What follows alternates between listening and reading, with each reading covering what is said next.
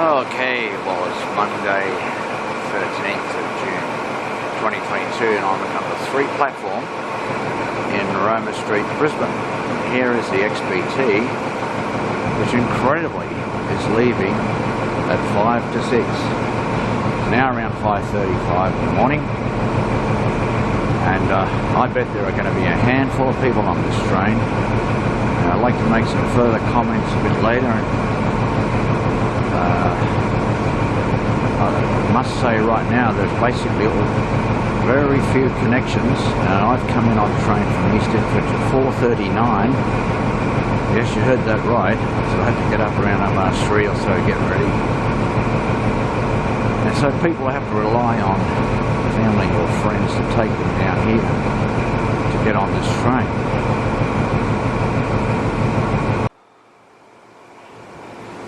Well, there's only a handful of people on the train, of course, because, as I was just saying, how do you get here? And looking around the train, I'll go and get a couple of views from the front.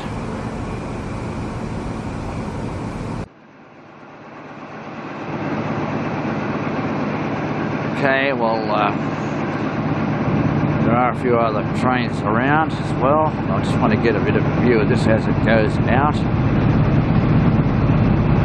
shortly. And really, I've got to consider whether I'll make an additional video to discuss this, but there would have to be some solutions to this situation. And it's rather complex, but also I'm lucky to find this train here. In other words, when it was reintroduced after major track work, and in the 2 weeks following, it only ran 3 times into Brisbane. The rest of the time it terminated at Casino, and people would put on a 2.5 hour express bus service to Brisbane. This is due to tree falling over the line on one occasion, derailment of a freight train on another occasion, and even to this day, people not being able to work the train. Well, staff shortages. Why would they have staff shortages? It's called COVID-19. Too long and complex to go into that one, but they don't need to keep doing it. Here we go with the total disruptions to services, and in the longer term, when they get the new trains in my opinion, as of the opening of the Cross River Rail in Brisbane in 2025, it needs to be a new timetable. I'm going to suggest 7:30 AM from both cities, Sydney and Brisbane. And just one train a day, alright, well, still, and that's a remarkable thing in the world. This is a city of about 2 million people, and Sydney is about 5 million. One train a day. Now, you do find situations like this, by the way, in the United States as well, but it'd be laughable in Britain or Europe to have one train a day between such major population centres.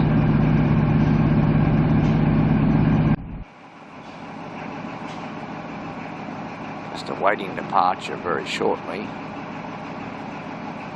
And as a side issue, let's say, or of interest, in Queensland people are no longer required to wear a mask on a train or anywhere else other than hospitals and doctors and nursing homes.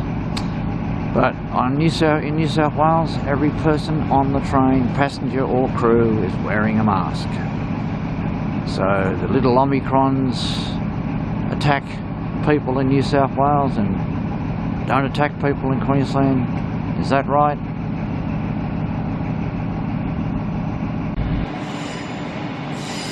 Well, it's already late.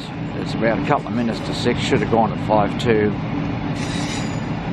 I think I'm justified in subtitling my little movie, "Is this the worst intercity train service in the world? Sydney to Brisbane." it should depart. Here it is, sitting here. Not going. I can't get my train at 6:02, I don't think.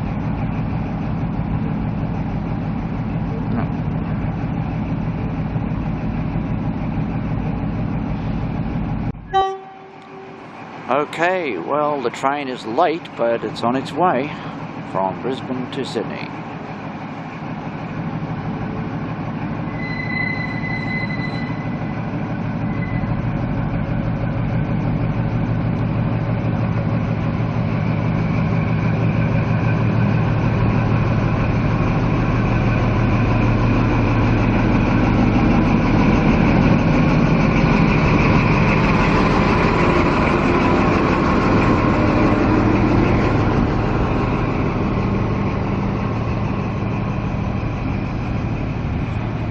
Slowly departing.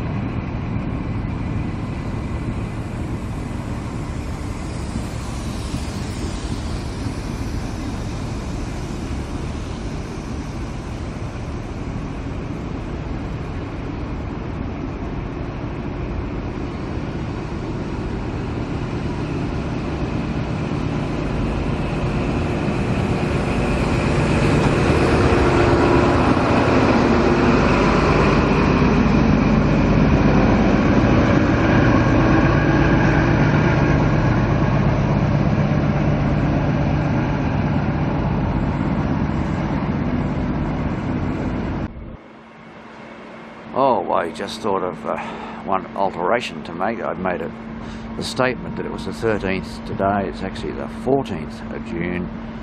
And as I've been saying, this is one of the worst train services in the world for intercity, for serving such large cities.